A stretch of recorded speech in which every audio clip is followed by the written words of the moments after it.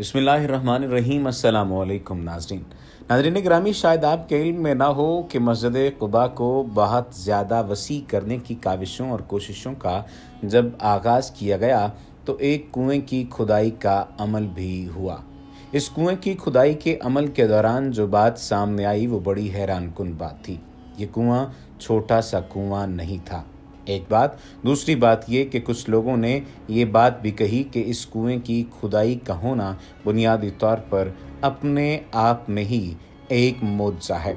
वो इस वजह से कि इस कुएं के बारे में मालूम नहीं हो पा रहा था कि ये कुआं कहाँ पर और किस समत में मौजूद है। कुछ लोगों ने कहा कि वक्त के साथ साथ इस कुएं का ख़त्म हो जाना और फिर अब जब इसकी तौसी का अमल शुरू हुआ है तो इसकी तौसी के अमल के दौरान इस कुएं का ज़ाहिर होना ये अपने अंदर ही एक मुअज्ज़ाती कैफियत रखता है। सबसे पहले तो बेर अरीस के बारे में जान लीजिए और ये भी जान लीजिए कि रसूल नबी करीम सल्लल्लाहु अलैहि वसल्लम की अंगूठी इसमें गिर पड़ी थी। इस वजह से इसे बेर ख़ातम भी कहा जाता है। इसी वजह से ये कुआं और इसके बारे में की जाने वाली बातें बहुत ज़्यादा मशहूर हो रही हैं कि वो कुआं जिसमें रसूल नबी करीम सल्लल्लाहु अलैहि वसल्लम की अंगूठी गिर पड़ी थी वो कुआं मिल गया है। कुछ लोगों को इस बारे में ये कन्फ्यूजन हो रही थी कि क्या उसमें जो अंगूठी गिरी थी वो मिल गई है। नहीं, ऐसा नहीं है, बल्कि ये कुआं दरियाफ्त हो गया है, दोबारा से इसे देख लिया गया है। अब बेर अरीस के बारे में जान लीजिए और उसके बाद आपको उन दौर नबवी के 7 कुओं के बारे में भी बताया जाएगा जिनमें से अब भी एक ऐसा कुआं है जो जारी है। बेर अरीस मस्जिद क़ुबा से 50 कदम के फासले पर एक कुआं है। यहूदियों में से एक शख्स के नाम से मंसूब है जिसका नाम अरीस था। इसका पानी खारी था। रसूलुल्लाह सल्लल्लाहु अलैहि वसल्लम ने इसमें लुआब दहन डाला जिसकी बरकत से इसका पानी मीठा हो गया। अब इसे बंद कर दिया गया। हिजरत के मौके पर इससे रसूल अकरम सल्लल्लाहु अलैहि वसल्लम ने वज़ू किया, गुस्ल फरमाया। इसी कुएं के पानी से मस्जिद क़ुबा की मिट्टी का गारा बनाया गया। हुजूर नबी करीम सल्लल्लाहु अलैहि वसल्लम की वो अंगूठी जो आपके बाद अबू बकर सिद्दीक़ रज़ियल्लाहु तआला अन्हु ने पहनी, फिर उमर फ़ारूक ने और फिर उस्मान गनी ने, जिनसे वो बेर अरीस में गिर पड़ी, इसे बेर ख़ातम भी कहा जाता है। हज़रत मोहम्मद सल्लल्लाहु अलैहि वसल्लम पर जादू किया गया तो आपके बालों को नर खजूर की खोशे के गिलाफ में रखकर बनी ज़रीक़ के इसी कुएं की तह में एक भारी पत्थर के नीचे दबा दिया था। अबू मूसा अशअरी बयान करते हैं कि मैंने अपने घर में वज़ू किया और सोचा आज मैं रसूलुल्लाह सल्लल्लाहु अलैहि वसल्लम के साथ रहूँगा। आप मस्जिद में नहीं थे, मैं आपकी तलाश में निकला। आप अरीस नामी कुएं की मडेर पर कुएं में टांगें लटकाए हुए बैठे थे। बेर अरीस में सीढ़ियाँ थीं जिनके ज़रिए से कुएं में उतरना और इससे वज़ू करना आसान था।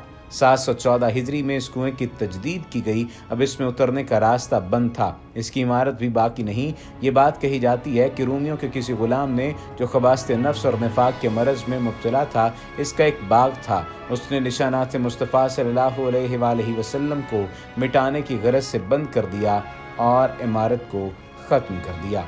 नाज़रीन गिरामी, रसूल नबी करीम सल्लल्लाहु अलैहि वसल्लम का यहाँ पर आना और बैठना कोई आम बात नहीं है।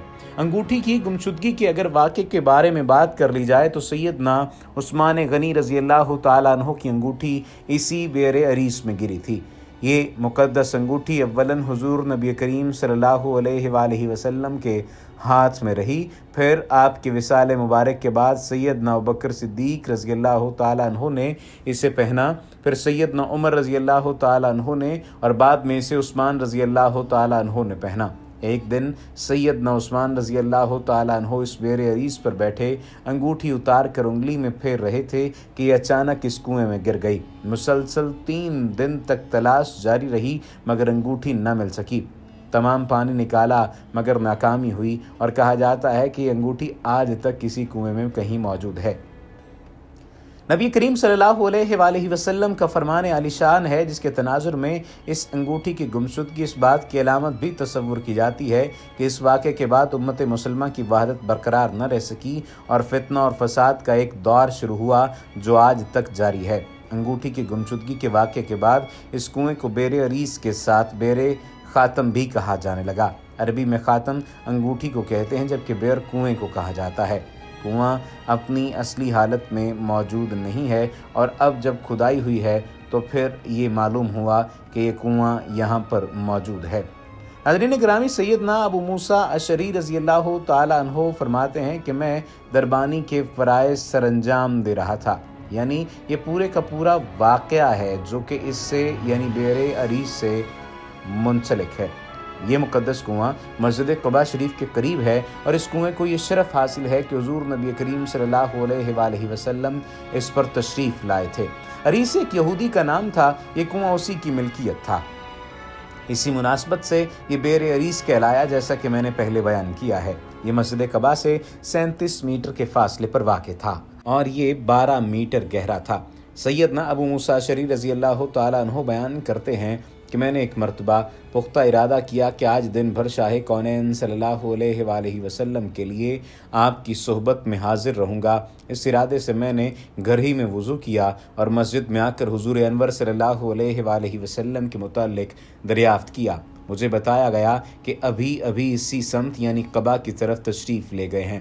میں آپ کے نقش پا کو دیکھتے ہوئے قباء پہنچ گیا۔ معلوم ہوا سید کائنات صلی اللہ علیہ وآلہ وسلم ابھی یہیں موجود ہیں، یعنی بئر عریس پر جلوہ افروز ہیں۔ وہ کنواں باغ کی 4 دیواری کے اندر تھا۔ میں دروازے پر آپ کی دربانی کا جذبہ لیے بیٹھ گیا۔ آپ صلی اللہ علیہ وآلہ وسلم نے وضو کیا اور کنویں کے اندر پاؤں مبارک لٹکا کر پنڈلیاں ننگی کر کے منڈیر پر بیٹھ گئے۔ میں نے خدمت عالیہ میں حاضر ہو کر مؤدبانہ سلام عرض کیا اور پھر دروازے کے پاس جا بیٹھا۔ سیدنا ابو موسیٰ اشعری رضی اللہ تعالیٰ عنہ فرماتے ہیں میں دربانی کے فرائض سر انجام دے رہا تھا کہ اچانک کسی نے دروازہ کھٹکھٹایا۔ میں نے پوچھا کون؟ جواب ملا ابوبکر صدیق رضی اللہ تعالیٰ عنہ۔ میں نے عرض کیا ٹھہریے، میں حضور سے اجازت لے کر آتا ہوں۔ میں نے بارگاہ رسالت میں عرض کی حضور صدیق اکبر رضی اللہ تعالیٰ عنہ دروازے پر حاضر ہیں، اندر آنے کی اجازت چاہتے ہیں۔ حضور نے فرمایا اسے اندر بھی بلا لو اور جنت کی بشارت بھی سنا دو۔ میں نے صدیق اکبر رضی اللہ تعالیٰ عنہ کو یہ خوشخبری سنائی تو آپ باغ کے اندر داخل ہو گئے اور حضور کی دائیں جانب کنویں میں پاؤں لٹکا کر بیٹھ گئے۔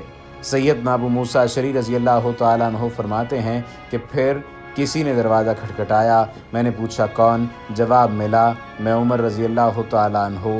میں نے عرض کی حضرت ذرا انتظار فرمائیے، میں آپ کے آنے کی اطلاع حضور سے کیے دیتا ہوں۔ میں دربار رسالت میں حاضر ہوا، عرض کی حضرت عمر بن خطاب دروازے پر حاضر ہیں، اندر آنے کی اجازت چاہتے ہیں، کیا حکم ہے؟ حضور نبی کریم صلی اللہ علیہ وآلہ وسلم نے فرمایا جاؤ اسے اندر بلا لو اور جنت کی خوشخبری سنا دو۔ میں نے واپس آ کر سیدنا عمر فاروق رضی اللہ تعالیٰ عنہ کو یہ بشارت سنا دی۔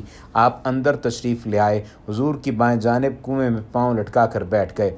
سیدنا ابو موسیٰ اشعری رضی اللہ تعالیٰ عنہ فرماتے ہیں میں پھر واپس آ کر دروازے پر بیٹھ گیا، کسی نے دستک دی۔ میں نے پوچھا کون؟ جواب ملا عثمان بن عفان ہوں، اندر آنے کی اجازت چاہتا ہوں۔ میں نے حضور سے اجازت چاہی، فرمایا اسے بھی اندر بلا لو اور جنت کی بشارت سنا دو اور ان پر وارد ہونے والے فتنہ و فساد سے بھی انہیں آگاہ کر دو۔